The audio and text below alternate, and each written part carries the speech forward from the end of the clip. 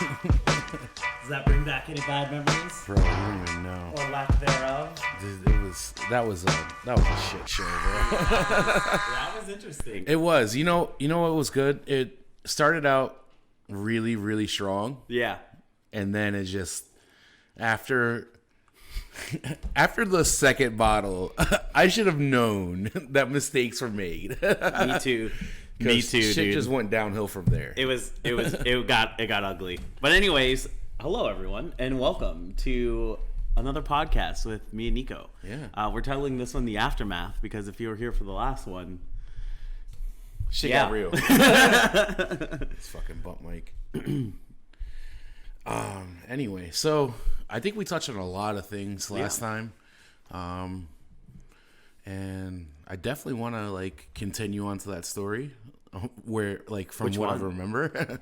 No, just the story of our lives, us growing up. Oh yeah. Okay, so in this podcast, it's nothing too crazy, hopefully. But we just sit here, we chit chat about our lives and shit and tell stories because me and Nico are brothers and we were separated for a long time. Yeah. And we've reunited recently, and here we are. This is what we're gonna do. We're gonna have chat open. If you guys want to ask questions, you guys are more than welcome to. Not gonna lie to you, I felt pretty decent. But now that I'm sitting back down here, my head is starting to pound again. Maybe because of I don't know, the memory or lack thereof of last time. But hey, we're gonna just have a fucking good time. Yeah, man. So I kind of want to touch on what happened after we went our separate ways. You know what I mean? Oh my god, I'm reading this chat from last time. Look, this is us. Whew. That was the last anyone saw of us. We look like shit. Oh man. No, dude, good times. You know how many times I haven't been that drunk? I'm not even afraid to talk about it at this point. I haven't been that drunk in a long time. Actually, like I said earlier, we were talking about earlier today.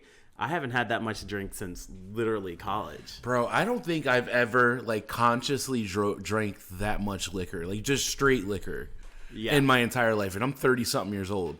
So, yeah, that was bad, dude. The only few times I can really remember getting that drunk was there was this one time in college where I got so drunk, me and my friend did not remember drinking. Oh, no. We didn't even remember that we got drunk. And then weeks later, we're going through our phone just for shits and giggles, going through our pictures, whatever. Yeah.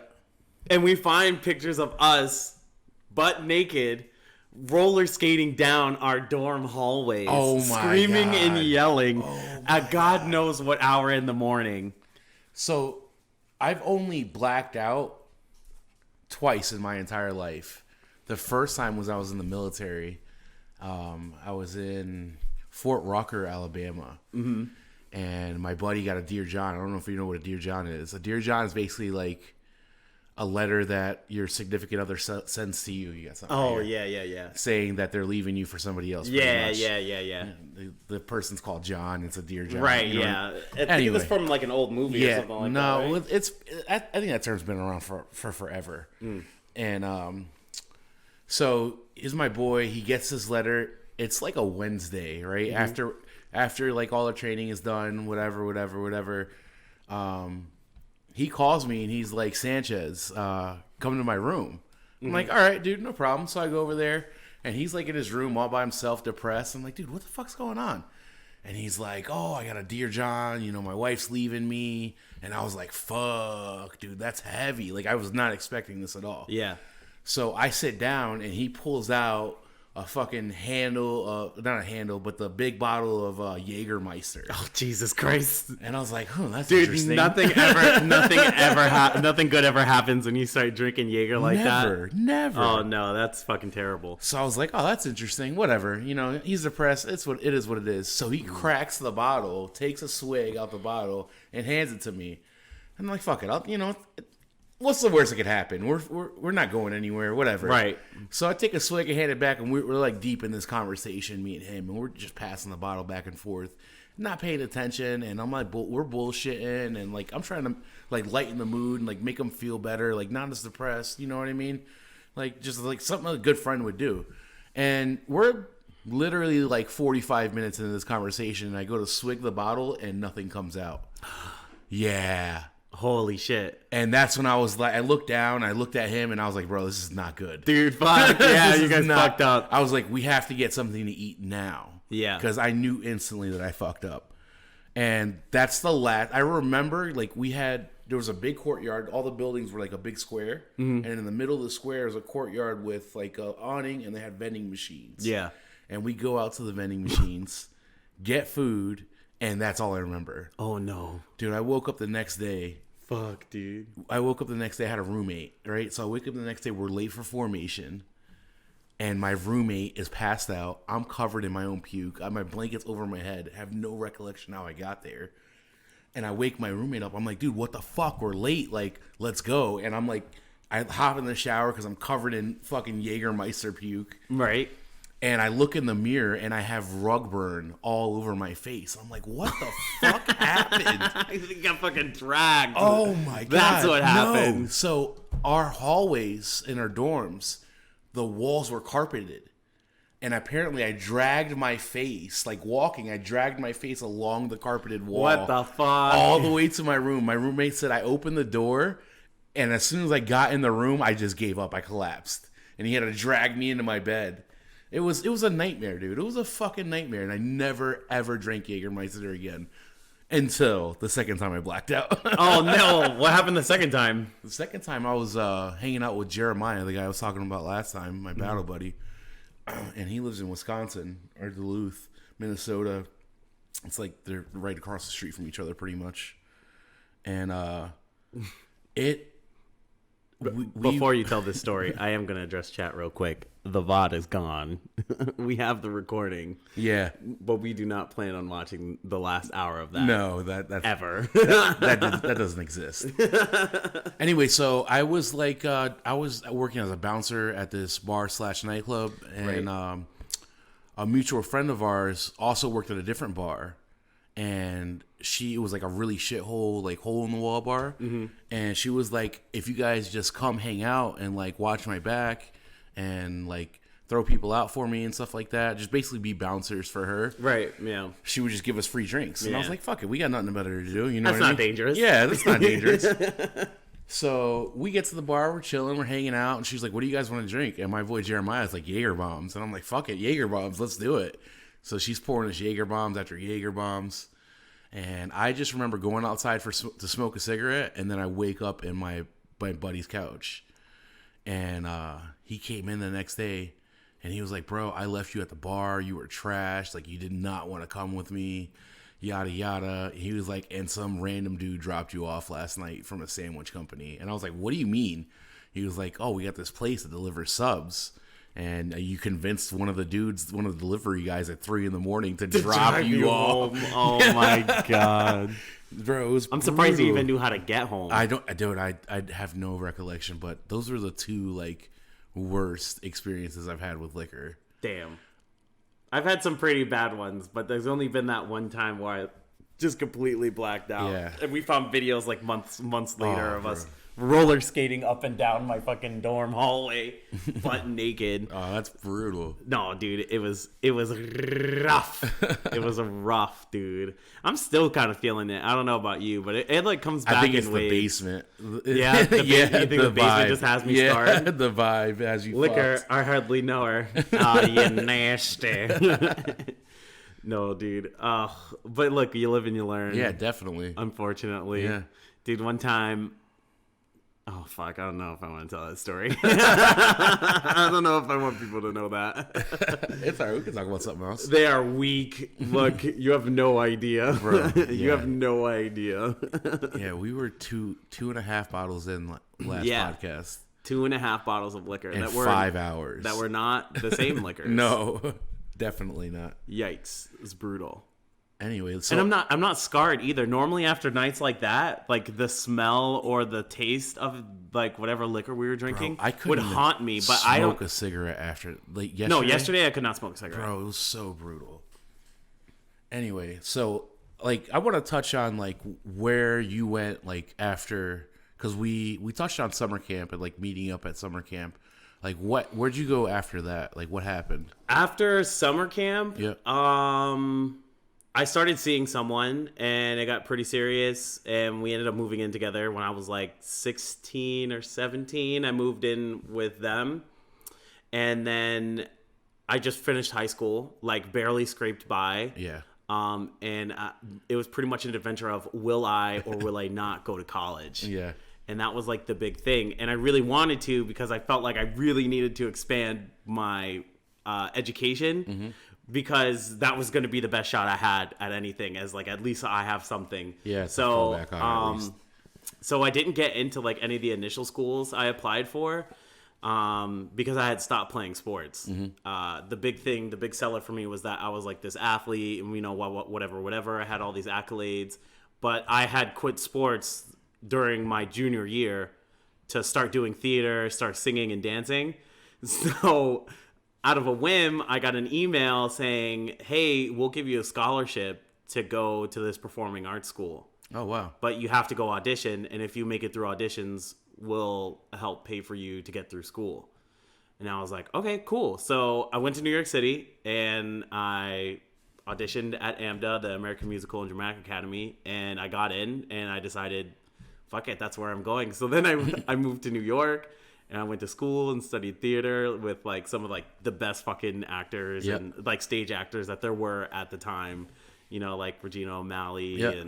and just like a bunch of other theater names that I could probably name off and everyone would be like, I don't know who that is. Anyway, so yeah, I just pretty much became the greatest showman, and that's what I spent my time doing for quite a few years. And I was teaching dance too. I was like really hardcore in the hip hop scene, which Yep. is like completely opposite of theater, but like breaking was like my main thing. So me and Ivan, that as you guys know, last time I usually call him my brother Ivan and my brother Thomas.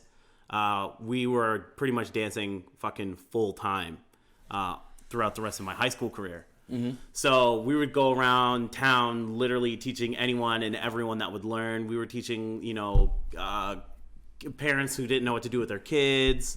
We would go to like summer camp for like underprivileged communities. And then we would, on the side, we would teach like competitive dance teams. There's a bunch of like dance moms and like kids who have been doing ballet since they were fucking 2 years old. And they're like, I know how to break dance. And they just lay on the ground on their neck and they're like, look, am I doing it? And I was like, yeah, kid, sure, whatever. But yeah, that's kind of what I spent a lot of my time doing, like right after summer camp. And you know, like I spent a lot of time like growing up. I pretty much spent that time trying to find a way to be a fucking adult. Yeah. Which probably wasn't the best. It probably wasn't the best choice, but hey, that's what I did. I felt bad I missed it. Was going back to watch. Oh, dude, it's a good thing you didn't come back to watch. I'm so glad we didn't save that because you VOD, guys too. smoked a whole carton. We did not smoke a whole No. carton. Actually, we didn't even smoke a pack. No, we really didn't. No, we had a few cigarettes, but we Yeah. didn't finish No. even a pack of cigarettes. Not even half a pack, actually. Yeah. So, but anyway, that brings me back because that's where like we last met up. Was we went to go see? I went to go see you, like on a whim, pretty much. Just hang out with you in your dorm and stuff like that, and that was cool. You know what I mean? I didn't hang out in the city. Like I was in the Bronx before you came out there. I was Right. staying out in the Bronx. So let me backtrack. At that point, after summer camp, I went out to Colorado. Right. That I touched on last time. And I was staying out there. I met a girl. I tried to like start my own business, this and that. Didn't work out.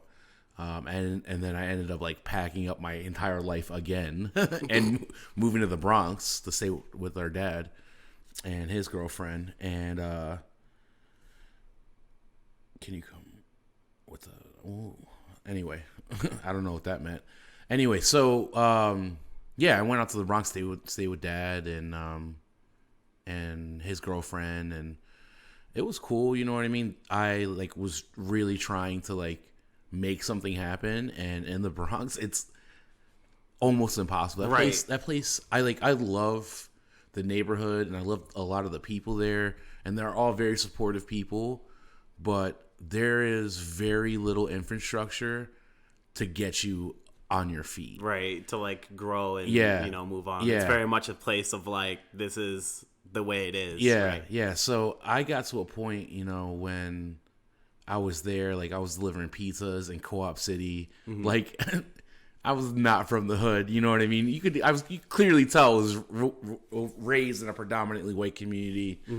And I'm in fucking Co-op City, like handing out flyers for free pizza and shit like that, and delivering pizzas. And I'm like, I'm just gonna get robbed one day, so I stopped doing that. Someone's gonna fucking kill me. Yeah.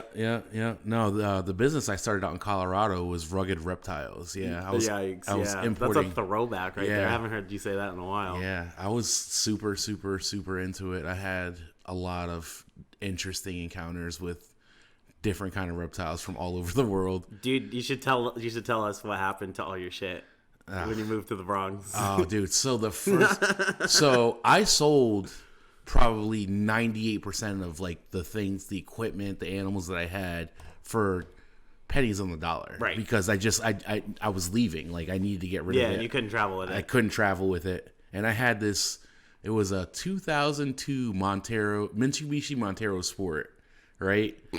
And I'd literally pack this thing with every piece of equipment that I had left. Not that that's saying much. You could have like a toolbox and your car's already half full. No. Well, it's a big car. You fold the seats down. It's a full-size, SUV. Okay. But I packed this thing to the gills, right? And I drove from Colorado to the Bronx, New York in like 2.5 days. Nonstop, just fucking driving, chugging monsters, like on a mission. Right? So I finally get to the neighborhood. It was like maybe 3 or 4 in the morning. I called Dad. I was like, listen, I'm parking the car. I'm coming upstairs. He was like, let me help you bring all this shit upstairs. And I'm like, I am not carrying all this shit inside right now. Like, I'm just not doing it. I'm fucking exhausted. I haven't slept. Like, I just need to sleep, and I'll get up in the morning, and then we'll bring it all in. So he's like, all right, it should be fine. So I go to bed. I wake up the next morning. I wake up probably like 7 o'clock. And I'm like, all right, fuck it. Let's just go get my shit. So we go downstairs, and I get to my car, and the back passenger door is open.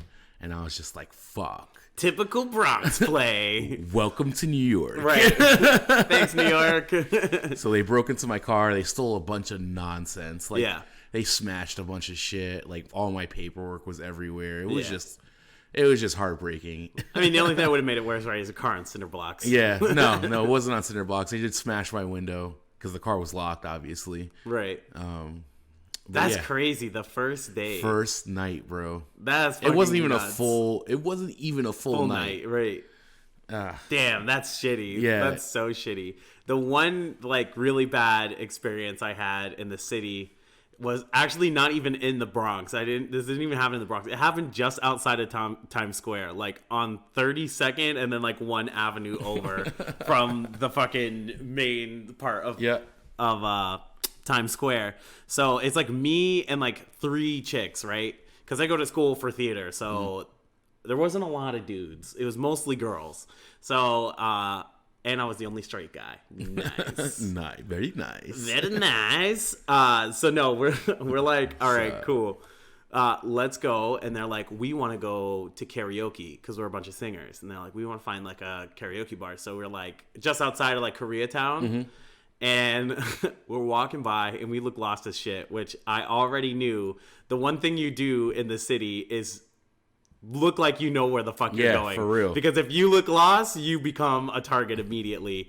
And it's like summertime and it's hot. It's still hot out, even though the sun is like pretty much down. It's still hot out. And this dude comes up to us and he looks raggedy as shit. And he's wearing like this big puffy ass trench coat. Like one of those old school, like the ones in the 90s. Oh my and shit that you wear during like when it's winter.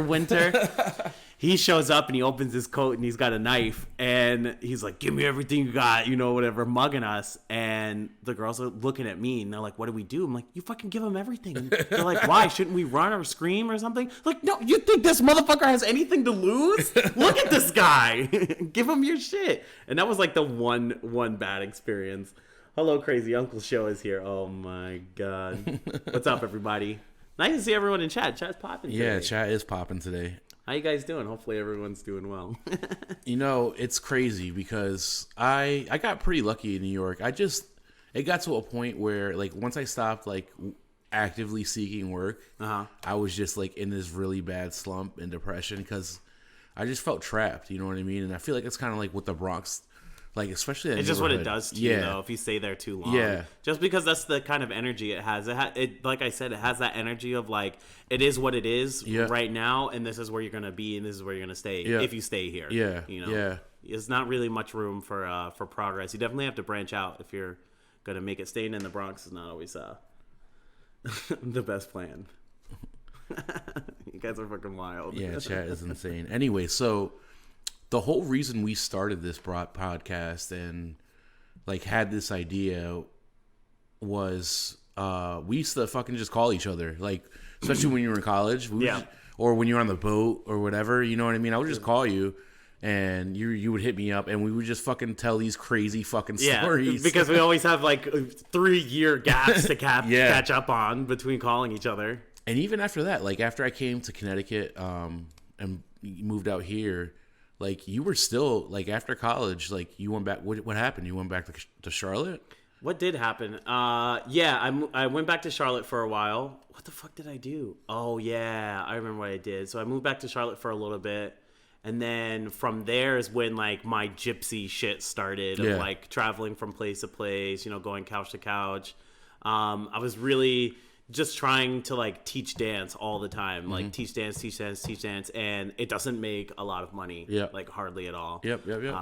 And it sucked. I did that for a long time. I did odd jobs, and I pretty much like maintained that lifestyle because I was still young and like I could live off of fucking Little Caesars pizza, ramen noodles. Yeah, no, I love ramen. We don't make cup of noodles. Never. I love ramen. No, ramen, top ramen, not cup of noodles. Yeah, but top ramen, that is cup of noodles though. No, it's the same thing. No. It's instant ramen. Yes, it's amazing, bro. You can't knock that shit. No, bro, I'm telling you, I still have to find like a legit ramen place. Well, I didn't have the opportunity to live in New York City where you can get banging ass fucking noodles. Where did I first eat real ramen? I think I ate real ramen the first time, oddly enough, in Australia. When I was in Australia, there was a really good fucking ramen place. But dude, legit ramen, yeah, like homemade, dude, that shit's actually banging. Yeah, it's not what you think. Top ramen's banging, so imagine fucking real ramen. Lo mein over ramen? I wasn't even gonna address that. Lo mein. That's some white people shit. What the fuck is wrong with you? You're crazy. No way. Momofukas? Yeah, that was a good time. What is that? We'll get into that when Scam's here. Oh Lord. No, so like pretty much me and Ivan and Thomas, we were traveling all the time doing like breaking shit. And like going to b-boy events. I was really trying to like make our own name with breaking, and we were doing pretty well. At one point, me and Ivan lived together, and we were training every day for like maybe 4 to 8 hours a day. And we would like wake up in the morning, we would eat like 2 eggs, and then we would run. We'd run like around the neighborhood, and then every lap. So you do like one lap. And then you do a breaking set, like a 30-second routine, like a 30-second set. And then you get up and you run another lap, and you do that 4 times. It's like a mile, give or take. Yep. And then we would like work on our creative processes together and like work on stuff that we were, thinking about for individual sets. And then we would do our partner routines. And then after we like made up a few routines, whatever, we would literally not sit down, but we would literally do every single routine we had back to back as if it was like one set, and it was like it'd be like a 15-minute like session because we had at one point like 10 different routines, and we had them like labeled and numbered. We had them bitches written down. We had them video recorded, and we were battling really, really, really hard. And at the time, Thomas didn't want to battle so much. He wanted to like cipher, and because he was doing other stuff, he's like focusing on like trying to get out of his parents' house, and like moving in with his girl, whatever.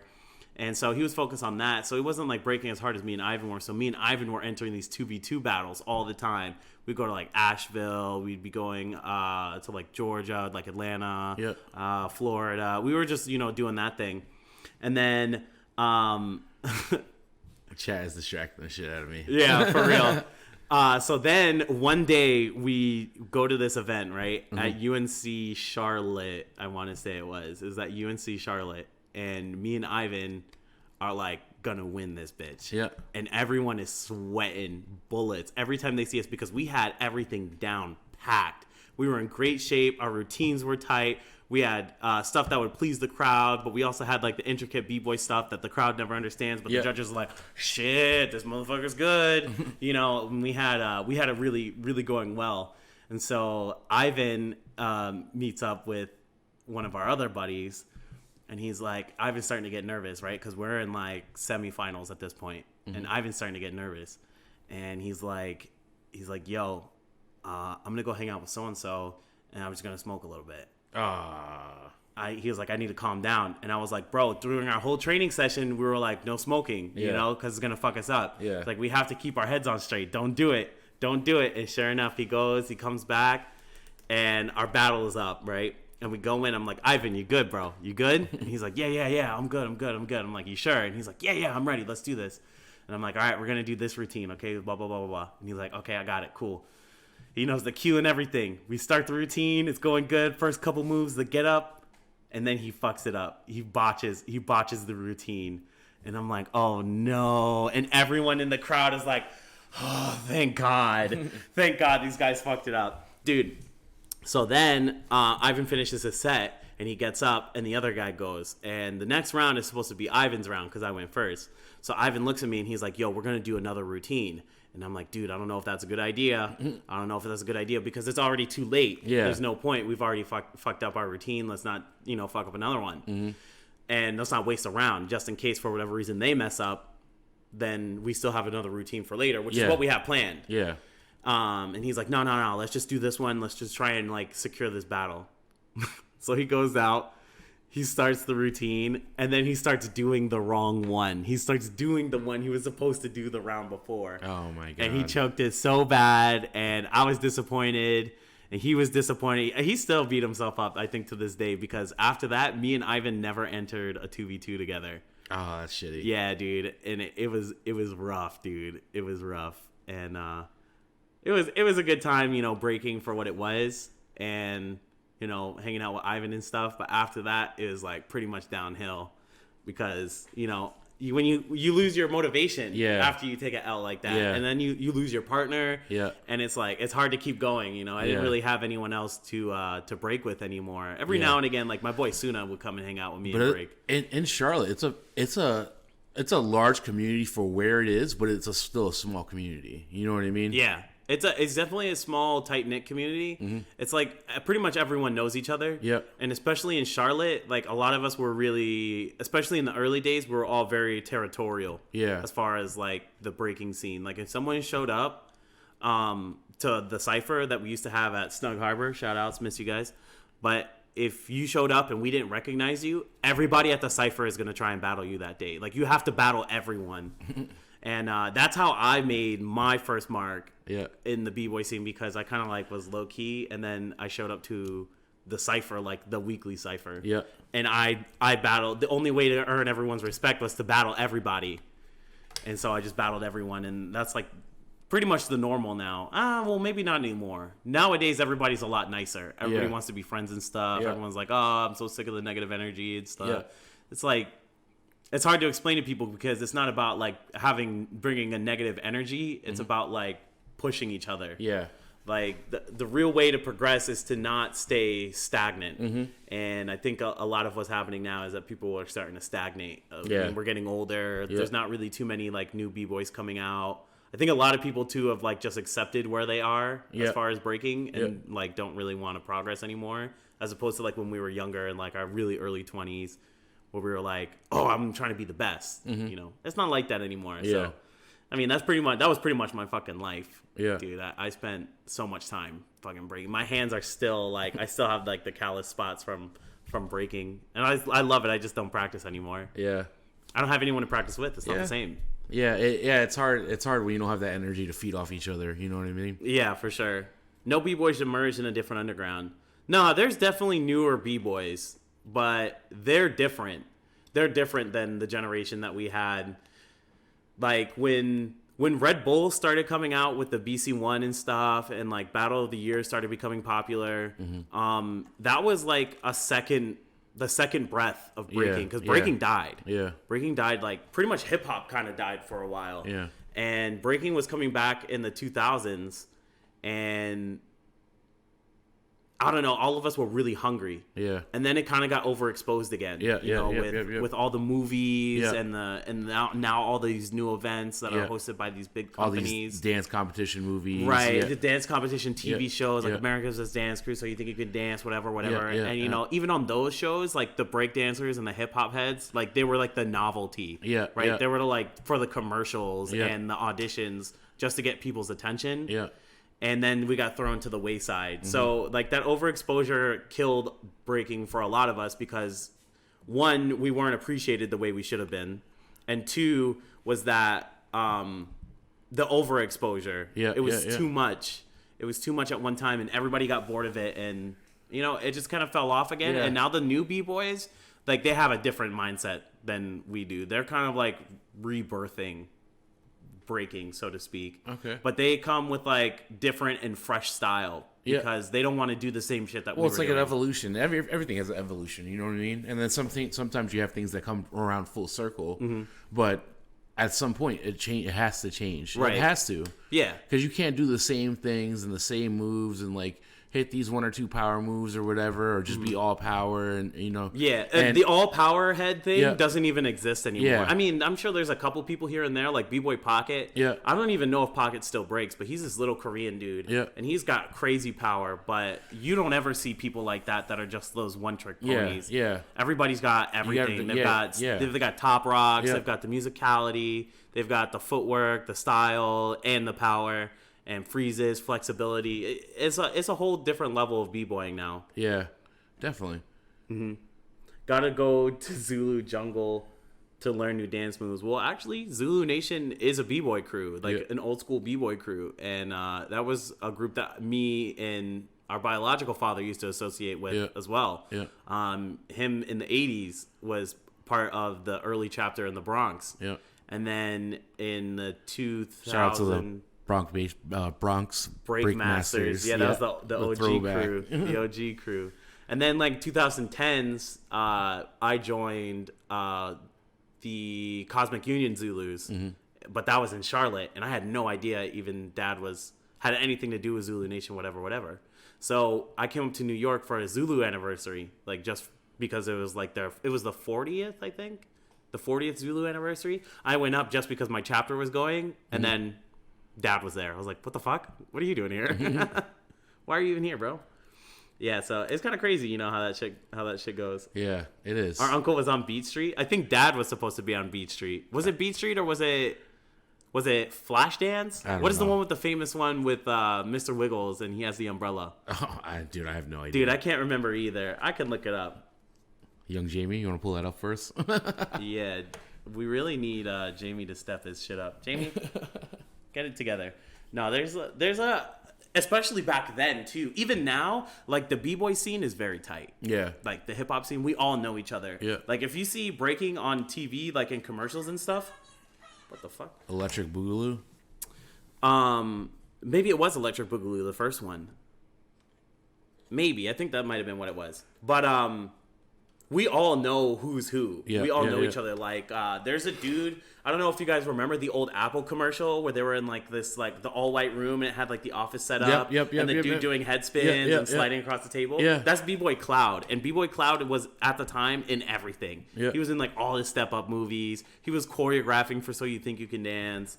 And no, that guy has like crazy production if you guys ever get a So chance. show Ash what made you get into it in the first place. Get into breaking? Actually, that's a weird story in itself because I didn't think I was ever going to be into anything like that because I started dancing because of Thomas.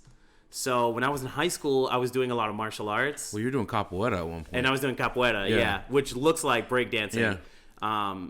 if you guys never seen that before, look up Eddie Gordo from Tekken. You're welcome. There you go. But so I did a martial arts exhibition, and Thomas saw it. Yeah. And Thomas had a crew that he was starting already with a couple of guys from school.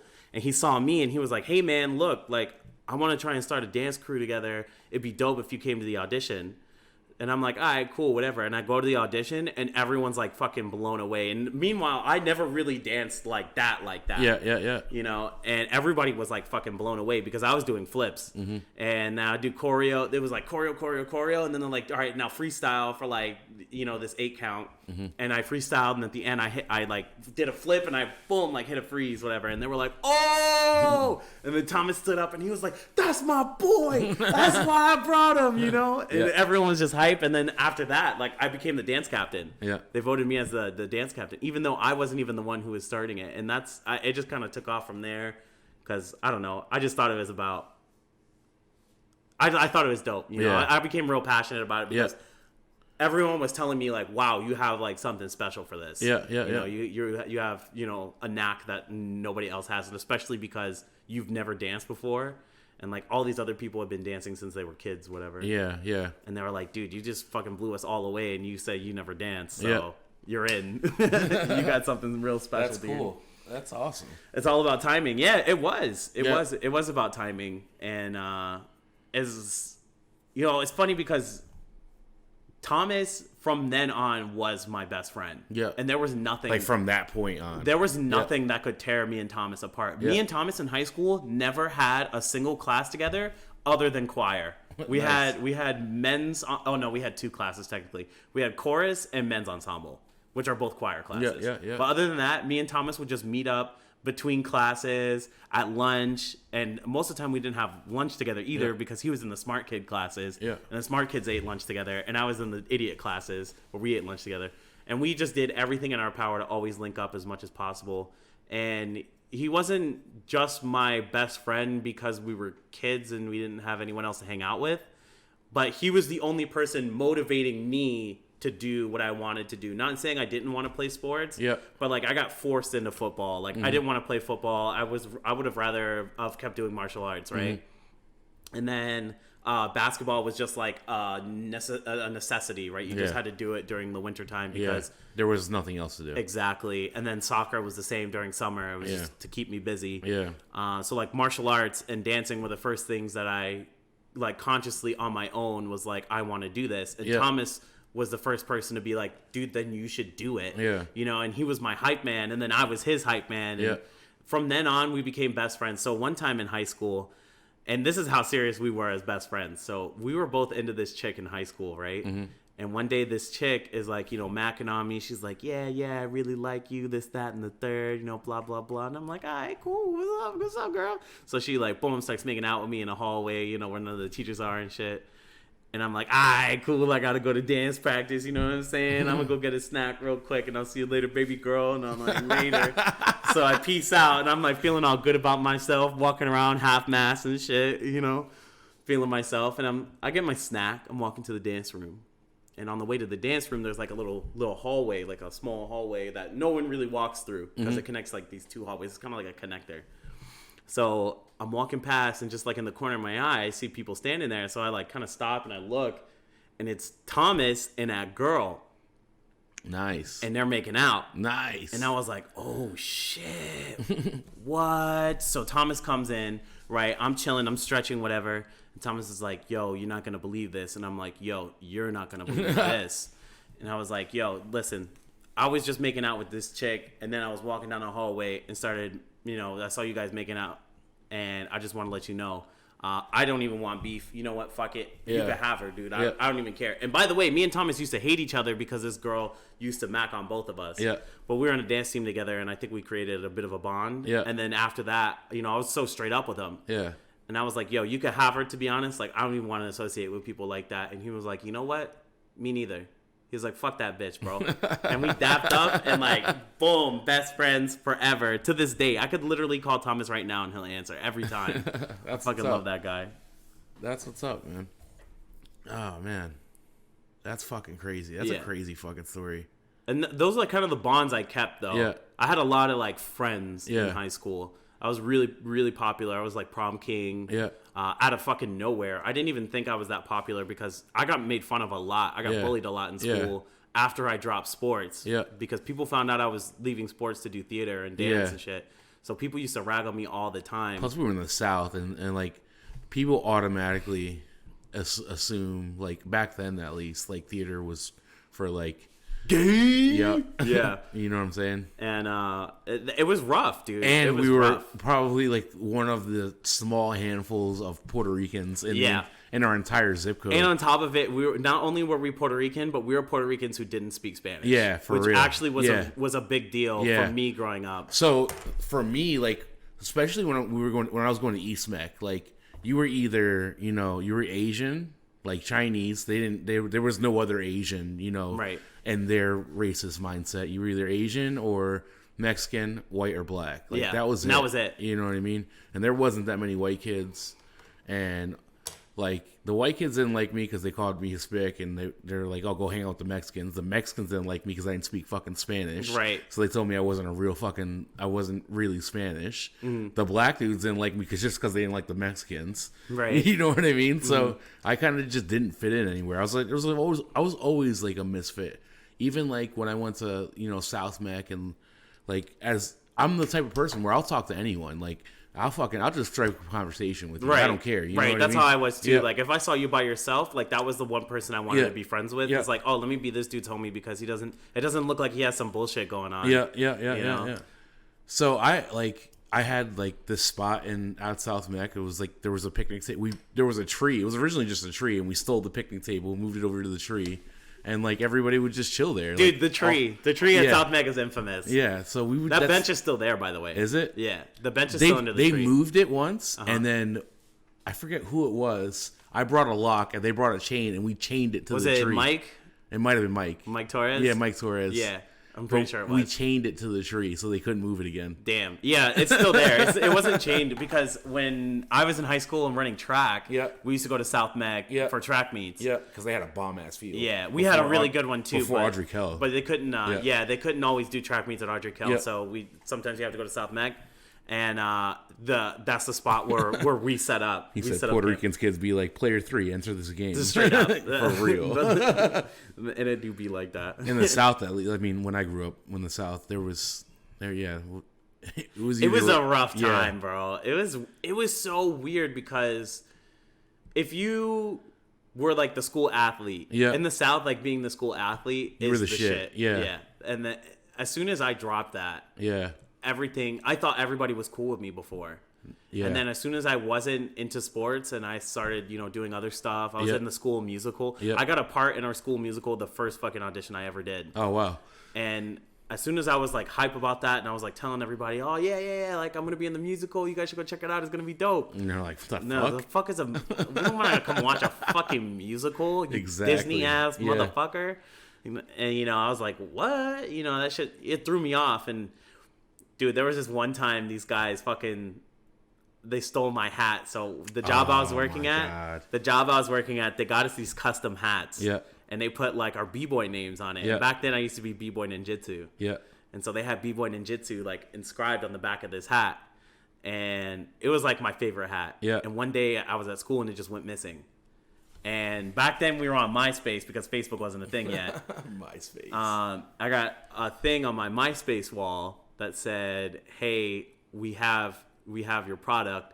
If you want it back, meet us at such and such place, where we'll have an official dance battle against the Monkey Joe's crew." Oh my god! And that's when I knew, like, that's when it was getting ugly. Yeah. That's when I knew, like, none of those people were ever really my friend. Yeah. Because as soon as they got the opportunity to pick on me, they did. And the guilt of me not defending the people that they were picking on, like, immediately came over me, and it opened my eyes to all these scenarios that were happening. So obviously I never go, but I do get my hat back because I know who has it. Yeah. And he used to be on the football team, but he quit football because he's a bitch, and he started playing lacrosse, where he could hit people with a weapon, pussy.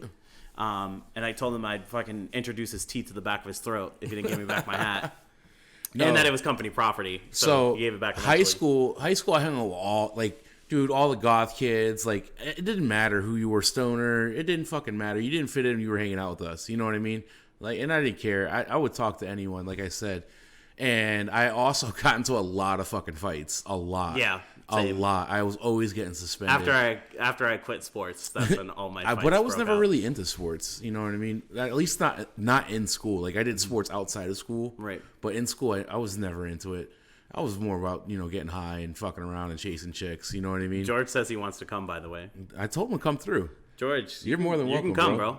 We're waiting on you. We're Yeah. still gonna be here. Yeah. We're chilling.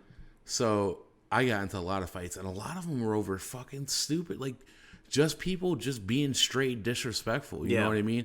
And the way the way we were raised, like you didn't disrespect people, and if someone disrespected you, you had to correct them. Right. Yeah. You know had what I to mean? make it right. Yeah.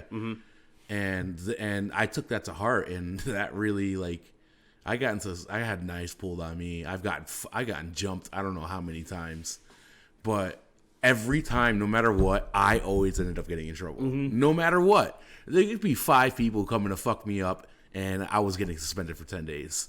You know what I'm saying? Dude, fuck. That sucks. Yeah. I never got into sports. Most energetic sport I do is shooting pool. That's And cool. I ain't done that in a while. Dude, actually, I really love playing pool. Pool. And it hasn't become a thing until I started working on cruise ships, which is weird because playing pool on a cruise ship seems really counterintuitive. That's the next thing I wanted to talk about is, like, you working on cruise ships. We're not gonna name names, obviously, but, like, what is your experience with that, and, like, how did you get into it? So pocket pool? Not quite. So I was teaching dance and pretty much doing that full time and doing like entertainment stuff, showing up at I did like for Ford, I would go to their like store openings, their lot openings, and like me and our crew would like do a show or whatever, and like stuff like that, Yeah. stuff around town, Like little events, you know yeah, what I mean? like the Boo Fest in Valentine, the all sorts of shit. So I guess word had gotten out to the recruiters of this company, and they needed more people who worked with kids. And so they emailed me and they were asking if I was interested in anything like that. And I kind of like fought it off for a few months until a partner of mine who was helping me get gigs and stuff, she was like, dude, you should do it because it's a good opportunity for you. I think you'd really like it. It's like at the time I was doing a lot of couch surfing. So it was like just a good chance for me to like set my feet somewhere, have a like reliable income, And get away. Yeah. and get away from Yeah. the town I was in, because I was very much so getting stuck in a routine. Yeah. And it was like kind of like a routine as in like a rut. Yeah. Not like a healthy routine. No. Yeah. So Well, Charlotte too. Charlotte's also a weird place because it's such a diverse place now. Like, no one that lives in Charlotte is from Charlotte, but there's also nothing to fucking do. yeah, I mean, there's stuff to do, but you can do nothing for a long Yeah. time. It's because it's so big. Big, yeah, It's everything's big. so spread Everything's out. 30 minutes away Yeah, from each other. yeah. And it's very easy to just get lost. And if you don't have a license, you don't have a car, you're fucked. Right, which I had none of Yeah. for very strange circumstances that we can go over another time. But yeah, so what I did was I said I caved in and I did the interview. I was supposed to go to an audition and they didn't even bother. They were like, we want you, we like your credentials, we already have a plan in mind for you as far as like the moving up process into like the management position where you run your own program, because that's what you're excelling at now and we want to kind of capitalize on it because it's what we need. So I was like, cool. And I started doing that, and it's been a fucking hell of a roller coaster because it's this real love-hate relationship. Yeah. And I could talk about it for days, Yeah. weeks, months, years, and you won't get it until you're there. Yeah. So Thomas is my best friend, my brother. I'm telling him about it, and he's like, oh, yeah. He's like, I think I could do that, whatever. I think I get it. And I'm like, no. You don't understand, bro. You have to be there. And he's like, I don't know, dude. And I'm like, dude, you should do it. You should just do a contract or two and see how you like it, and then come back and tell me. So he goes and he does his first contract, and he's like, he comes home and he's like, dude, you were so right. He's like, I thought I knew what to expect, but I had no fucking clue, and you were 100% right. Same thing with like basic training in the military. Like, you can tell people what to expect, but you don't know what it's like until you live it. You know what I mean? That shit is crazy. It's interesting. What's like the daily life of like a crew member? It depends. It depends on which day of the week it is, or what port you're at, or if you're at sea. So like, okay, it's very organized. Everything is super organized. You know exactly when everything's supposed to happen. At the same time, it's unorganized in the way of that anything could change in any moment. You have to be extremely prepared for change, and you have to be a really flexible person. So, like, what are the things that would cause these changes? You know what I mean? Right. So, if you do like safety briefing, right? If any of you guys have ever been on a cruise, you guys have a safety briefing at the beginning of the cruise, right? This is just an example. Say during your safety briefing, it starts pissing down rain. That's a problem because you have to take everybody to go see their lifeboats, and old people don't want to go outside if it's a fucking storm out there. Yeah. Also, some people don't want to go outside if it's 104 degrees, which happened to me in Australia. Yeah. It's like 110. Yeah, it's like 110 Fahrenheit. And out on that ship, the spot where you do the safety briefing, which can take up to an hour and as little as 30 minutes. Yep. So between 30 minutes and an hour, there's people standing outside like fucking sardines, bro, packed into this little area. It's every single person on the ship, and it's hot as balls. Old people are passing out left and right, and you have to like be ready for those kind of scenarios. Or if it rains and you're going to do the sail away party, you can't do the sail away party out on the open deck where there's the most space because it's fucking raining. So you got to do that shit inside. Or sometimes you don't have the equipment you need because it didn't come in on your embarkation day. Yep. So say you're supposed to do like giveaways and shit, and the guests who come on cruises all the time know what to expect. Yeah. And if you don't have that shit, they're gonna be pissed. Yeah. So you gotta improvise. You gotta come up with something on the spot. Yeah. It's stuff like that changes all the time. There's a fire in the trash compactor that just breaks out of nowhere. Yeah. And you guys have to fucking know what to do. Yeah. Because the most dangerous thing on board is fires. Blah blah blah. Yeah. Shit like that. It gets crazy. What's the craziest thing that's ever happened on a ship? That you have to narrow down to like, what do you mean by crazy? Like crazy as in like, wow, I can't believe that happened, or like crazy as in life or death, like crazy as in like that didn't make any fucking sense. No, like the let's say the scariest thing that's ever happened to you on a ship. Okay, the scariest thing that's ever happened to me is on my very last day of my first contract.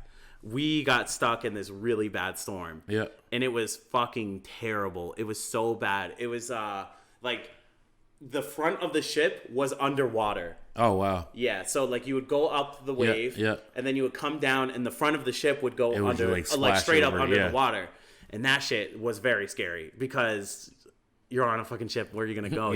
Even if you guys like evacuate the ship, them little lifeboats are scary. That's even that shit's worse. definitely going underwater. Yeah, that shit's even worse. Although those things are unsinkable. They're unsinkable, right? They have like this buoyancy thing that makes them unsinkable. Doesn't mean that you can't drown inside of it. Exactly. And it doesn't mean you're not gonna get super sick. So, anyways, so that day, no one was allowed to even like leave walk around. You could leave your room, but you couldn't walk around like the open deck. Yeah. You couldn't go to like where the balcony is. I don't know, dude. There's like quite a few scary experiences. There's like that, which is pretty scary because you're afraid you're gonna sink, right? Drown in the ocean. Also, my first contract, I saved this. Well, I didn't save her. I had to dive into the pool and pull this little girl out of the pool who was at the bottom. Oh, nice. No, not nice. Fucking the worst feeling in the world. Yeah. Fucking knowing that there's a dead. You don't have lifeguards. There are no lifeguards on cruise ships. Yeah, there are. On the cruise ships I go on. No, there's water attendants now. But that was after like this happened maybe 3 or 4 times in the last like 5 years. But before there were no lifeguards. Oh, I don't know. Yeah. So I picked up this little girl, her body out of a pool. Yeah. And that was pretty fucking terrifying. Yeah. There's one other one that I had in mind, but I can't remember what it was. I totally lost it thinking about that little girl. But yeah, anything can happen. Yeah. Anything can happen on cruise ships, and you have to be fucking ready for it. It's a small city, so you gotta prepare for it like that. You know what I mean? Yeah.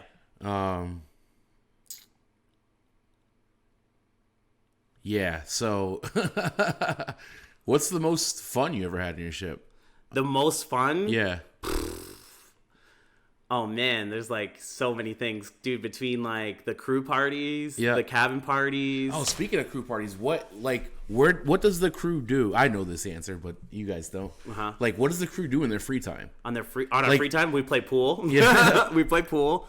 Video games. Yeah. I try when I'm on a ship. I try and host as many crew events as I possibly can. So I'll hold like pool tournaments. I'll do like video game tournaments with like my Nintendo. Yeah. I have a Nintendo and the most unnecessary amount of controllers ever, just because I want to get other people involved who otherwise wouldn't like do anything. Yeah. We have like crew jam sessions, Yeah. which are probably the best music sessions you could ever hear. Now, where do you guys do all this? You just like in like the crew bar area? Yeah, we have like our own lounges and stuff. Okay. We have like the mess halls. We have usually like 3 or 4 different mess halls, or 2 or 3 depending on the size of the ship. Yeah. We do those things in there, or we close off a guest area that isn't open for the night. So say there's like, I don't know, like one of the bars just isn't open for that night because there's an event going on at another venue, right? Yeah. So we'll take over the other venue. And I'll tell you what, dude, these music sessions, those are probably my favorite ones. Yeah. Like the jam sessions, because these guys are from different parts of the planet. Like, Yeah. let me tell you right now, some of the most musically talented people in the world have to be coming out of the Philippines. Yeah. It has to be the Philippines, because there are so many musically inclined Filipinos that are not just like kind of musically inclined. I'm pretty sure they're better than musicians that I hear like on the radio or on TV, whatever. Really? These guys are insane. I know a guy where he was a keyboard player, right, for the band. And then he started playing guitar, and all of us were like, "Oh wow, he's really fucking good." And then he opened his mouth. Started singing. And this guy's voice was absolutely fucking angelic, and it blew us all away, dude. And there's so many people who have this kind of talent that just never appear because they're from these third world countries. Yeah. Where you don't get opportunities like that. Yeah. You just got to work and that's it. Dude, it's crazy. Yeah. The most fun... Okay, wait, hold on. The most fun you had on a cruise ship, not involving alone time with someone. Bow, chicka, wow, wow. Speaking of that, what is relationship like dating like on a ship? Pretty difficult. I could imagine. Like, It's pretty difficult. you guys are trapped together for months. Like because you guys have contracts, right? Like, so you can't just go home. Like you're like, oh fuck this, I'm done. You know what I Right, mean? Like, yeah, I'm you can't escape each other. So like once you're like with someone on a cruise ship, you kind of have to just commit to it for the rest of that contract at least, which never ends the way anyone plans it. It's always like if you commit for the rest of the contract and you guys make it to the end of the contract, you're still together, you're probably going to do another contract together. That's usually what happens. But the difficult part is that you don't get really any alone time. Yeah. Like you're never alone You're buried with each other. pretty much. Like you No, guys- just even with each other. that's what I'm saying. Oh No, like you can't be alone with each other. Like Why? because everybody's got roommates. Oh. And in order to like live with the person that you're seeing, Yeah. like that's pretty much the only way to be alone. Yeah. Other than that, there's no other way to be alone. And to do that, you have to link your IDs with each other, which means after the contract ends, you're going to the next contract with that person. And if you guys break up, you can't move out of that room. You're stuck together until the end of the contract. That's shit. Yeah, so dating gets real difficult on ships.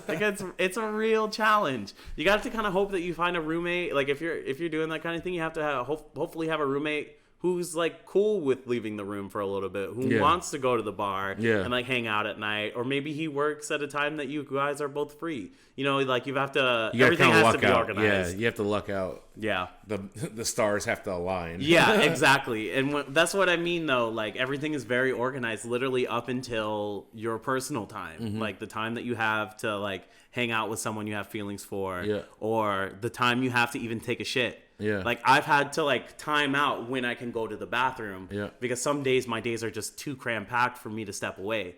Like, and sometimes I have to debate whether if I want to eat or if I want to sleep. And it really becomes like, is this meal worth it, or do I really need this rest? I think I really need this rest. I'm going to go to sleep. And then you fucking lay in your bed, and then you open your eyes, and no time has passed. But you got to go to work already. You know? And you're like, oh, fuck. How? You know? Shit like that. It's hard to explain. exactly how it feels, Yeah. but once you're there, it makes sense. It totally 100% Yeah. makes sense. That's crazy. That's fucking insane. Dude, absolutely crammed for time. I'm talking like some of these guys have like 14-hour work days. That's so crazy. Yeah. Like I start work, the earliest I ever start work is like 9 a.m. But the problem with my job is that I finish work every day guaranteed at least by 1:30 in the morning. Oh wow. So if I have to wake up mad early the next day, like I'm fucked. Yeah. But I get like an hour break in the middle of the day. Now, are there like clicks on the ship? Like, is it real clicky? Yeah. Yeah. It's real clicky. Yeah. Usually by department, like Yeah. depending what department you're in, and then other than that by country. Like not because people don't like other people from certain countries, which is a case sometimes. A lot of people don't Yeah. like Americans. Yeah. But I feel mostly, like it's mostly because they feel comfortable, they understand the exactly. culture. You know what I mean? And you can speak your home language Yeah, too. yeah. In guest area, we're not allowed to speak any other language other than English. English, yeah. Yeah, we That can't makes speak sense. anything else. Yeah. So mostly everyone hangs out with people from their own country or people you know from another ship Yeah. or people with common interests. Like the musicians will always hang out with each other. The playlist cast, like these guys, they hang out with each other. It's like the stage actors, whatever. Youth team usually hangs out with each other. Like housekeeping, shit like that. You know, Yeah. usually because you guys have like that sense of like comfortability. I If guess that's the right yeah. word. Anyways, Just a sense of comfort. yeah, there's a sense of comfort. Yeah. And that's kind of how everything goes. Like as far as like clicks, yes, there's definitely one click in particular that stands out over every. Actually, there's two. Mm-hmm. There's the officers. These are the guys who drive the ship and navigate the ship. You know, blah blah blah. The officers and the spa. The spa? The spa. Why? Why the spa? They're called the Spafia. The Spafia for real? Yeah, Why? because they work for okay, never mind. The spa, the officers, and the shops. Because all three of them work for individual companies. Huh. Yeah. So like spa on most cruise ships is run by this guy named Snyder. I think that's what it is. I don't know, but watch names. It doesn't matter. It doesn't matter. Yeah. He's the guy who runs all the spas on all the cruise ships. Yeah. It's like literally monopolized by one dude. Yeah. Which I'm pretty sure isn't even alive anymore. But they all are their own little mafia. They make a shit ton of money, and they're all glamorous, like type girls. They're very into their own looks and whatnot. Yeah. But they work hard. They Yeah. work really fucking Yeah. long hours. So props to them. And then there's the officers who obviously think they're the hot shit. Yeah. Because they're normally Italian and Yeah. they're like very attractive guys. Yeah. And they run the ship and they've been doing The ship for a seamen. long time. Yeah. The seamen. And they've been doing that shit for a long time. And then it's the same thing with between the spa and the shops. But the shop people are usually a lot nicer. Yeah. They're very laid back. And those guys work super hard too. Scam has a question. He says, do the officers get to do whatever they want? And while you answer that, I'm going to take this phone call. I'll be right back. Yeah. Do the officers get to do whatever they want? That's actually a good question. Yes and no. The officers can get away with things that I wouldn't be able to get away with, but as far as like can they do anything? No. And their punishments would usually be much harsher than like mine would be. So if I got in trouble for something, like maybe it's something that they wouldn't get in trouble with, it, depending on who they know, like what rank they are and stuff like that. But they don't get away with absolute murder. Do they bang everything? Usually, yes. Absolutely. But yeah, they have their own set of rules though that they have to follow. And when I say that like the spa and the shops work really hard, everyone on board works really hard. There's nobody that has it really easy. Everything is hard within their own rights. How do you sign up to be an officer? Dude, apparently it's really fucking hard. So a lot of these guys come from like cargo ships and stuff like that, where you spend like months at sea and you don't even see anyone other than like the normal 35 people that are around you. And apparently that's really miserable. But a lot of these guys do that for a long time before you get jobs on cruise ships. Like cruise ships for them is the dream job, to get a job like that. It's certainly not easy. And apparently it's really competitive. But it's dope though. Sometimes you meet some really fucking cool cats. So there was this one officer I was friends with, and I would hang out with him, and I would hang out with one of the musicians and the HR director. And at night, we would lay down on the front of the boat, which is usually frowned upon. But since we're with the officer who normally works in the bridge anyways, it was cool. But he would teach us about the stars and how he can navigate. Like most of the officers can navigate the sea just using the stars and being able to figure out his location just based off of the stars and shit. So he would teach us all sorts of stuff. He'd be like, okay, if you wait, around this hour because it's the darkest, we can look for shooting stars, and he would teach us like how to find them and shit, and stuff like that. Yeah, Nico's outside wanting to come back in like a bum. You guys like my sexy shorts? I got my schmexy shorts on today. All right, I'll be right back. Oh shit! So where were we? What were we talking about? They were asking me questions about what it's like being an officer. Oh, okay. And what do we conclude out of that conversation? They get laid a lot. Of course. Now the officers, they get like their own special rooms, or Yeah. like what's the room situation like? Much nicer than mine. I mean, it's still a closet, but they get to live by themselves, Oh, nice. and it's carpeted, as opposed to like this Concrete. Yeah, a concrete floor, and it doesn't feel like a prison cell. No. Okay. Yeah, they got pictures They got and pictures? a porthole. And a window. Ooh, Yeah, fancy. a window is important. If you got a window room, ooh, you living good. Oh man. All right. What else?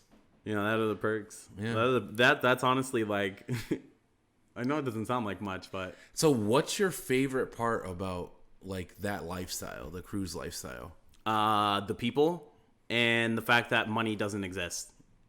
Like Okay. on cruise ships, you don't think about money ever. Nobody ever does. Yeah. Like I feel like when I'm on land, I'm constantly thinking about money all the time. Money, and money is just not a thing Yeah. when you're on the ship. It's just nobody's even thinking about And why like is material things because we're busy with other stuff. Yeah. And when you're on a ship together for a long time, because we do like 6 to 8 months, sometimes 10 months on ships at a time, like you guys are like family, and like if anyone ever needs anything, you take care of each other. Okay. Like there's occasionally, I remember one contract, we had a guy and his bank, because he was from another country, his bank wasn't giving them money because they were from Africa. For whatever reason, the bank in Africa was crashing, whatever. They couldn't take out money, and everyone just took care of them. And just like, don't worry about it because none of us are spending any money. Yeah. We're all just chilling, like letting it stockpile till we go back on land where you actually have to worry about it. So like going to the like you don't get charged for like food and like at the bar or anything like that. at the bar, yeah, but it's like 50 cents. 50 cents for what? Like a Like beer? a Jack and Coke. Yeah? Yeah. It's A beer is 50. like a 75 cents. Yeah. Yeah. How is liquor cheaper than a beer? Because it is. I mean, they could just I think you get more of it. They buy it in bigger amounts than beer, and it just equals out to be cheaper. Interesting. Dude, it's nice. Yeah, that's dope. It's a good life. Yeah. But we do have limits on how much you can drink. Really? Yeah, you can only order one drink at a time, no doubles, and it has to be with your card. So back in the day, those 3 rules didn't exist, right? Yeah. And it was pretty dangerous. It was dangerous. You Ooh, ever- 50-cent drinks. I can see that shit getting out of hand real fast. Yeah, and it did. It did. Trust me, it very much so did. It was wild, but that was like kind of like the first slowing point of cruise ships, like of the crew life. Everyone's starting to get a little on edge about crew life because it's starting to become like too many rules. Too many, yeah. Like I understand there are rules in place for a reason, but then there are rules that become excessive, and that seem like they're a little bit controlling. Like what? So after that, they banned having liquor in your room. Okay. So you couldn't buy like a bottle of liquor from anywhere anymore. Yeah. So you could only get liquor from the bar, and you had to drink it there. Obviously, you can't take it in and out. And then they told us that you could have a 6-pack of beer in your room or a bottle of wine. And we were like, that's fine, cool. But then we discovered that rule also entailed that you couldn't leave your room with the bottle of wine or the 6-pack of beer.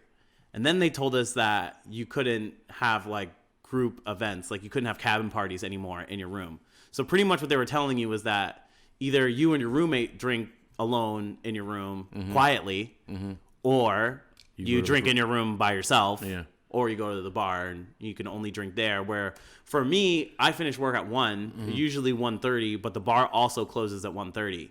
And since no one else can buy drinks for anyone else, normally I don't get a drink. Yeah. So I show up when the bar is closing and everyone's kind of like, settling down, Winding whatever, down, about to go to bed.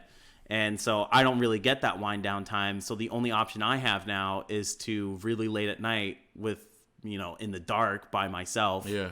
While my roommate sleeps is like only chance I'm going to get to drink. Yeah. Which isn't healthy. Yeah. And that's like super depressing. Yeah, it's really fucking depressing. Yeah. Terrible idea. Yeah. But like that was like a rule that we all felt was unnecessary. Yeah. This is like that's a little bit controlling. Yeah. At that point you guys have gone too far and you're treating us now like we're children. Yeah. Like we're irresponsible, but we're all fucking adults here, right? Yeah, we're all. But adults. I could see where that rule came into place because I'm sure there were some crazy crew parties and like I'm sure those walls are paper thin. Yeah, some bad things happened, and that was like because all these companies are very reactive. About what happened. Yeah, and like I said, I understand why these rules started coming. Yeah. But then it became, like I said, it became 1, too controlling, and 2, it almost became nonsensical. Like. Yeah. It was actually, in my opinion, that's dangerous to have people in their rooms, in the dark, drinking by themselves quietly. Yeah. Like, that's a dangerous idea to me. Because, that's all you have to do. And to be honest, like, working on cruise ships sometimes can be really depressing. Because you're far from your family. Yeah. Some people are coming from really far away. Yeah. And... like, there's dudes who don't have other people on board that we call paisanos. Yeah. And that means, like, people from your country and speak your own language. Yeah. Sometimes you don't have people like that. Yeah. And you just have to sit in your room by yourself. Like, there's not a whole lot of Thai people on cruise ships, right? Sometimes you might get on a ship and there's only one Thai person. Yeah. Imagine you're that only Thai person and you have no free time to, 1, make friends, 2, you don't have any paisanos on board to feel like you're at home. Yeah. And now they're telling you like, oh yeah, you could go drink if you want, but you got to go do it in your room by yourself. Yeah. That's dangerous. Up. Yeah. And I didn't really, that's where I didn't understand where like those rules were coming in. Yeah. But I mean, overall, like they try and look out for us though. I get what they are trying to do. They're trying to like make it so we don't go overboard. Yeah. Yeah. No pun intended. Yeah. But they're trying to literally. They're not. They're trying to make sure we don't go too crazy. Mm-hmm. But at the same time, they made their own sort of problem, and it did become a problem. Yeah. We lost a few crew members, even during this pandemic. During the pandemic was even worse for the crew that were stuck on cruise ships. So talk about that because you had quite a few friends that were basically stuck. Like they couldn't leave, right? They couldn't port. Like they were just stuck. Yeah, because all the borders locked up. Yeah, and they couldn't go home. They couldn't there were no flights to their homes. Yeah. Like Hungary or Belarus or, countries like that. And they couldn't even port some of them. Yeah. A lot of the cruise ships couldn't dock but for like a few hours just to refuel, but no one could get off resupply, the ship. Yeah. And no one could get off. And in that process, I lost one of my friends. She took her own life during that process because on the ship itself, there was a time where they weren't allowed to leave their rooms. Yeah. And this is like long periods of time. Yeah. This is like months that they were in their rooms locked up. And that's fucking depressing. Yeah. What are you going to do? And, amongst my friend, her and a few other crew members that we lost, that should have been an eye opener for the company. Like, hey, maybe we're doing something wrong here. Yeah. As far as like the treatment of our crew. So, like, for us, internet is not free. Yeah. And that's something that I think as a crew member, like, I understand the companies are trying to make money. Yeah. But, like, dude, the least you can do is, like, let this poor Filipino guy call his wife and kids. Yeah. Because you got people coming to work on cruise ships to help pay for a living. They leave their family back home, yeah. Now I feel like I could do with a drink. Yeah, dude. No, I feel. Yeah, this whole quarantine thing got real crazy real fast, and I feel like we as a world should have been more prepared. You know what I mean? Because it's an inevitable thing. Something's gonna come along where we don't have the resources or the knowledge to deal with it, and I feel like no one was ready. You know Yeah. what I mean? No one at all. Nobody had a plan in place, and like the cruise industry itself, like really didn't have a fucking plan. No. You know what I mean? Well, I don't think we expected anything like this to break out at all. When we actually knew about it a while before it broke out. yeah. And they were telling us to like just remain calm. Yeah, They were yeah. telling us don't wear masks. Yeah. Because they didn't want us to freak out the guests. Yeah. And it was very much handled like, oh, it's a phase that'll go away. Yeah. Kind of like how, what was it? Oh, like swine flu. Yeah. They thought it was going to be like a similar like swine flu like scenario. Here's my thought on it, because you know, on a cruise ship, if someone even gets the fucking flu, like everybody gets sick. You know what I mean? Yeah. Everybody's getting it. So like I would think they would have had a better idea on how to handle that situation, because they're used to like not weird things, but like viruses and like mini outbreaks. You know what I'm saying? Look, I don't want to like, I'm not trying to like expose anyone by any of this. Yeah. I'm not trying to expose anyone. Yeah. But the medical team on cruise ships doesn't have enough supplies to be I'm ready sure. for anything like that. Think about how many you know what I people mean? are on the ship and how many, like the area that they have To dedicated. cover. Yeah. You know it's what a I mean? lot. Yeah. It's a lot. And it's a very daunting job Yeah, for them. yeah. Like when I had my appendix situation, they didn't know what exactly to do. Yeah. Because they didn't have the resources to figure out what exactly was wrong with me. Yeah. So I spent like days with a fucking super swollen appendix till it eventually ruptured. Yeah. And they had an idea of what it could be, Yeah. but they couldn't be certain. Yeah. You know, and that's a lot of the scenario that happens when you get sick on a cruise ship is that they have to like Just kind of like take a write it out. guesstimation. Yeah. They have to take a guesstimation. And yeah, you got to write it out. They lock you in your room, whatever, make Yeah. sure it doesn't spread to anyone. But again, it's just a big septic tank Yeah. of germs. Recirculated air Because it's and- just the same Yeah. air. Your next Yeah. door neighbor is pretty much in the fucking same room with you. Yeah. What do you do / they do about that? They send you off the ship. Yeah. I had to call my whole family because it was like, how many days was I on the ship? 4? Like 4 days? Yeah. Of like this agonizing pain. And like the 5th day, we docked somewhere, Grand Cayman? Yeah. Yeah. And they were like, we're sending you to the hospital because we think it might be your appendix. Yeah. But we're not sure. So they send me to the hospital. I get there and the doctors are waiting for me outside. I'm walking in and they're like, sit down now in this chair. We know what's wrong with you. We need to go make sure.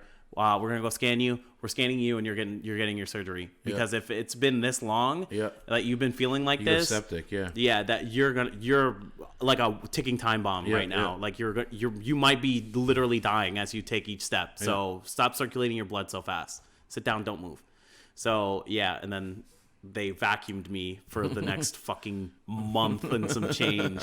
They were vacuuming my insides and it was miserable. Yeah. Oh, it sucked. It sucked so bad. So like, talk about that. Like, what? It was a month and change that you were stuck on land. Yeah. Like, with no one. With like, no one. Literally. Yeah, I would call you and Yeah, Dad yeah. fucking panicked. Yeah. Panicked because I'm No. like, dude, there's nobody here to help me. I remember when you first called me, and I was like, "Bro, what the fuck? Like, who's your doctor? Like, Mm-hmm. what's the plan? Like, what's going on?" And you were like, "I don't know." Yeah. And I'm like, "Yo, fuck that. What do you mean? Give me phone numbers. Give me names, because I'm gonna figure this shit out." And I did. I figured out everyone. I think I was talking to like the liaison at the hospital. Yeah, but he the liaison, he didn't know shit. He didn't like me either. Yeah, because I but he called was him a out. fucking idiot. Yeah, I called him the fuck out. But I had just got surgery. This is how dumb this guy was. I had just got surgery, and he comes to me, just coming out of the operating room, and he's like, "Hey, can you sign this?" And the doctor looked at him and was like, "What the fuck is wrong with you?" And he was like, "What do you mean?" He's like, "Leave him alone. He just got surgery. Deal with it tomorrow." And he's like, "Oh, but I need this." He's like, "Get out of here!" And we fucking shoot him away. I can't even remember what that guy's name was, but I could not stand that guy. That whole scenario was very sketchy. Yeah. Because I went through the surgery, right? And they were like, "You're probably gonna be all right. You're probably gonna be fine." Yeah. And I was like, "I don't like the word probably." Probably should not be. Probably not in your vocabulary. and they were like, "Just keep in touch with your family and stuff." And I'm like, I'm starting to sweat bullets at this point. But no, they're like, tell me, yeah, just keep in touch with your family and stuff. And I'm Yeah. like, all right, cool, I am. Just in case something happens, and Yeah. then I can call you immediately, Yeah, and yeah. it could be sorted out that way. But I remember mom asked me, she's like, "Do you need me to fly out?" And I'm like, no, chill, because she'll make me more panicked. They make it worse. So one day goes, oh, okay, a few days go by. I was gonna fly out too. Yeah. Both of us were gonna fly out. Yeah, and I was like, nah, it's good. But a few days go by, and I can finally like get out of the bed, right? And the lady which by the way, this hospital was like one for really, really great doctors. It's a private hospital, but also there are student nurses, which is a little sketchy. Yeah, it's a little scary on my side. Probably a little scary on theirs too. So I can finally like start trying to function on my own, because what was happening was I wasn't getting enough fluids to like start recovering my body. So after a few days, I finally was like taking in enough fluids where they were like, all right, you can stand up to go to the bathroom. And I'm like, all right, cool. So part of that process was taking out the catheter. Oh God, fuck that. Okay. Yeah. And if you guys don't know what a catheter is, it is a tube that goes in your pee pee. Okay. So that you don't pee pee all over yourself. My no square. Yeah. Don't touch me there. And it was quite the experience getting that out. So lady comes in and she's like, "Hey Matt, it's the day, you know, we're gonna take it out." And I'm like, "Oh no, please." I was like, "Leave it in, it's fine, I like it." And she's like, "Nope, it's gotta come out, sorry bud." And I was like, "All right, cool." So I'm asking her, I see that she has a student nurse badge, and I was like, "Oh, so how many times have you done this?" And she's like, "My first time." I was like, "Great, no one to help you? Perfect." And she's like, "Don't worry, it's just a tube, and it just has a little hose at the top, and it's not going to hurt that much. Don't worry." Yeah. And I am not the kind of person who's quiet when I'm in pain. I am an extremely vocal fucking person. So I'm like screaming and yelling and cursing at the poor lady, and she's like, "Do you want me to stop?" And I'm like, "No, finish. Get it out of me. And so she's like, all right, she's pulling the tube, and I'm like, ah! And we're like getting to the end, which, by the way, the end was not just a fucking hose. Is this my internet? Yes, I think so. Yeah, because we're good. It's good on our side. Yes. We're not peeking anything. Yeah, I think. And it looks good here. Yeah, I think that's just you. Sorry, Janet. I think so, bud. So, the end is not just a fucking hose. That shit was like a ball. All right? And he's like, ready, 1, 2, 3. Pops it out of me. And I'm like, ah! And I'm fucking pissing everywhere. All over myself, all over the nurse. And she's just like, oh no. I was like, this is a disaster. Meanwhile, the guy in the bed next to me is like dying. And I'm like, my dick. Dude, I was not pissing right for like the next month. It did not feel right. It was painful. So then after that, right, they're like, all right, you can leave the hospital, but we have to keep a close eye on you. And I'm like, great. Where am I going? So they're like, there's a set of apartments across the street. Your company has... procured. Yeah, a location for you. And it's like, I get there and it's really nice. It was actually really nice. But there was already like 2 other dudes there. And they were like, yeah, we work on cruise ships too, and we just got surgery, blah blah blah. So apparently this is not an uncommon occurrence. The company was prepared. So a few days go by and I'm starting to feel really sick, like miserable. I'm like struggling to get out of the bed, and I have to walk. Hold on. Time out. Janet said, reminds me of the story of when I got circumcised twice. Explain. Yeah, I need details. So while you type that in chat, I'm gonna finish my story. So I'm like feeling miserable, and I go to the hospital, and these guys are like looking at my wounds, and they're talking to each other in I'm not sure what language, but they were all from India, and they were speaking with each other amongst their home language. Yep. And they're like, "Hey, we have a problem. It looks like we came in a little too late, and everything on the inside is starting to get infected." And I'm like, okay, what does that mean? And they were like, well, it pretty much means that we are going to have to like go back in and vacuum out your guts and then clean everything and sew it back up. Nice. And I'm like, great, cool. And I'm thinking like this is a one-time occurrence. I was very mistaken, because they would cut me open from my side of my stomach and then my belly button. Yeah. So the belly button was the camera, I think. And then the one in the bottom was the tube sucking up the infected And shenanigans. this is like a laparoscopic procedure. Yeah. And so they would do this every single day in the same room, and this room is just outside of the waiting area, which I thought was the best fucking part. Because I'd be like banging on the wall.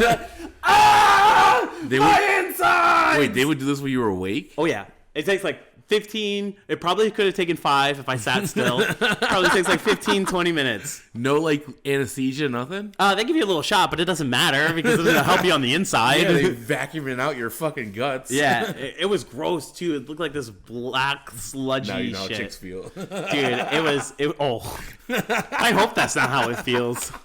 We'll never have sex again. No, so they do that for like a month. Over and over and over again. Every single day I'm cursing out these same doctors. Like by the third time they did it, they're like, it's fine. The new lady came and she's like, oh my God, is he okay? And they're like, yeah, he's fucking fine. I'm fine, bitch. Like, oh. He does this every day. Yeah, it's the normal. Oh no, but it was great. They took great care of me, and you become friends with like the doctors because they all live there and stuff. So it actually wasn't that bad, but it was a pretty scary time because I didn't know what was going to happen. Yeah, I bet. That's bananas. There was no one there from the company to like explain anything. Yeah, right. yeah. That was my whole issue with it, and that's like what I was trying to like, because I feel like I was more involved than Mom was. You know what I mean? Because Mom was like, "Oh, you figure it out," and I was like, "Matthew's not gonna be able to figure it out if he's fucking unconscious." You know what I mean? So my whole issue was like, no matter who I talked to, like nobody knew what was next and like what the next step was, like what he's gonna do when he gets out of the hospital, where's he gonna go, how's he gonna get there, where he's gonna get food from, like is he getting paid still? Like there was all these questions that I had, I'm sure you had, but there was no one to answer them, and that was like a lot of my anxiety. You know what I mean? Because I knew that you were there, and there was definitely no one there to help you. You know what I mean? Or to explain anything to you. Yeah. And I'm talking to like representatives from your company. I'm talking to people in the hospital. Like I'm talking to all these different people, and no one could give me a straight answer. And it was fucking frustrating.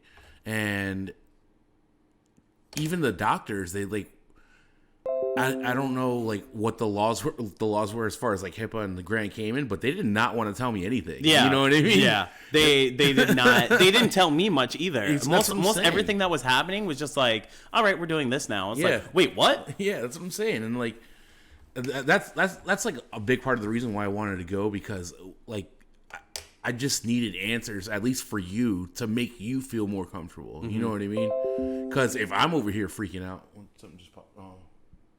That's fine. If I needed more answers, you definitely needed. Yeah. You know what I mean? I don't know. That whole situation was super sketchy. Yeah, it was so sketchy. Although it was beautiful there, though, and I did get a lot done while I was there. I did a lot of art, a lot of freelance stuff. So, to Janet's circumcised twice story, here we go. Long story short, they had this big fat German doctor, in quotes, who was late to surgery because he got lost in the fucking hospital and he fucked it up. When I woke up, there was like 8 people stood around my bed looking at me saying, "It shouldn't look like that. Should it be bleeding this much?" Etc. Oh my God. Jesus Christ. Wait. Time out. How old was he? Okay, wait. Well, I'm gonna ask questions after you finish the story because I do have questions. This beautiful Italian doctor comes in, like, push back my schedule. I will fix this, and I had to go back in awake, and the dude redid it all, and it's all good now. But when I woke up, I was like, "Why are you all staring at my meat? What did you do, Doc? What's wrong with my dick?" Monka S. Dude, that's big Monka S. F's in the chat. And now that story's out there on the internet. Hey, Mom Lol. So, how old were you why? when you were getting circumcised? I'm circumcised, obviously. Yeah. But I don't know why you say obviously, like we could fucking see it. Yeah, I'm just gonna put it out there on the table for you. Anyway, as am but I did he 18? 18? Why? Okay. Why would you choose to get circumcised at that point? Like, Yeah. At 18, what made you want to make that decision? yeah. I mean, was it health reasons? Was it personal? Like, you just didn't feel like it looked right? You watched way too much porn Yeah, or did you something watch like Johnny that? Sins and you were like, Mine doesn't look like that. I don't know, man. Like, like if I was just about to say, like if I wasn't circumcised and I got to a point in my life. Yeah, at 18, I would have already. Yeah, I'd have been like, oh, fuck it. At 18, I feel like I would have been like, yeah, this is how it is. Like, yeah. What do you mean yours doesn't look like this? my snuffleupagus is it's just the way it is, bro. Yeah. Yeah. So I want to know what inspired you to get it done. That's so. I don't. That's crazy. I mean, so I guess people could feel self-conscious about it. I don't know, man. Yeah, we're not ragging on you, by the way. It was a long enough story. Medical reasons. Okay, that's understandable. That's understandable. Totally. I mean, not that any other circumstances would have been like, how dare you get circumcised at 18? Of course, I was just curious. No, I respect it. That takes balls and extra for skin real. On your wiener. I definitely would not trust anyone getting close to my dude. Sometimes I don't trust myself. my goodie bags. Oh yeah, no, for with sure. a sharp object. I don't care. No, hell no. Yeah. Who was it asking us if we shaved our balls with the straight razor? From it was Kyle. Yo, so we're talking about Manscaped. Hashtag not sponsored, but could be. So we have the Manscaped products, right? Yeah. We don't share them. No, I have my own. He has his own. Okay, and so we were talking about all the shit that you could get, right? Yeah. And we were talking about the straight razor because we really like the straight razor, and you know how it does. As you could tell. And he was like, so we're telling our buddy about it because he's thinking about getting some stuff too, and he's like looking for the straight razor. He's like, oh, I can't find it, and we're like, oh, it's there, don't worry. Yeah. And he's like, what do you use the straight razor on? And I was like, what? And he was like, well, do you use it on your balls? And I'm like, no. And that's a learning lesson for everyone in chat right now. Please. You don't use the straight razor near your balls. Okay? Not what it's intended for. Because I have the old school, the 2.0. Mm-hmm. And when I bought the kit, they had like the weighted handle straight razor. Right. Like the old school, like straight razor. Mm-hmm. And I love it. That thing is awesome. Yeah. Best shave. The fucking replacement razors for it, you get a pack of like 30 for like 18 cents on Amazon. It's amazing. Dude, straight razors are banging. Yeah, I love it. You guys have never shaved with a straight razor, and if you do shave, try a straight razor out. Yeah. It's actually pretty dope. It's a guarded straight razor, so it's really hard to cut yourself unless you're being stupid and like try to shave sideways. Yeah, exactly. You know what I mean? But I love it. I love the Manscaped, the little the trimmer, the mower. Yeah. That thing works awesome. Lawnmower? Yeah, the lawnmower. That thing's the shit. I hate that they call it a lawnmower though. It's like, damn, who is going through? They should have called it the weed whacker. Yeah, at least something like a little less extreme than the fucking lawnmower. It's like whoever started that company probably saw a guy and was like, it's probably started by a woman. Yeah, and was like, wow, we gotta lawn mow your shit down. We gotta trim the hedges. Anyway, so I mean, this is a good point to stop, I guess. Yeah, I think it is a good point to stop. We're gonna go chill and hang out. Yeah. You know, might play some video games later. Yeah. But yeah, if you guys don't know us already, I'm Matt, aka Bro Knives. I'm Nico, aka XX Rick Sanchez. And we both stream on twitch.tv. Mine is twitch.tv/Bro Knives. Mine's twitch.tv/XX Rick Sanchez. And you guys can find us there. Or mostly me. Yeah. Mostly me nowadays. Yeah. At those Twitch links, or you can find us here. So if you guys are new, feel free to drop a follow. We'd really appreciate it. Definitely. Still a new stream, so we're still figuring out the kinks and stuff, but we do appreciate all you guys coming through. There's lots of people in chat today. Yeah. And this did not go as disastrous as last time went. So high five. High five. Good job, chat. High five to you guys. We made it. We survived. Yes. And we're going to catch you guys next time. And we're also going to be on this other program called The Pot's Chicken. Hopefully we get that sorted out here soon. It's they have an internet radio station. So you guys can hear us there too. And run by my boy Alan. He's out there killing it in South Carolina.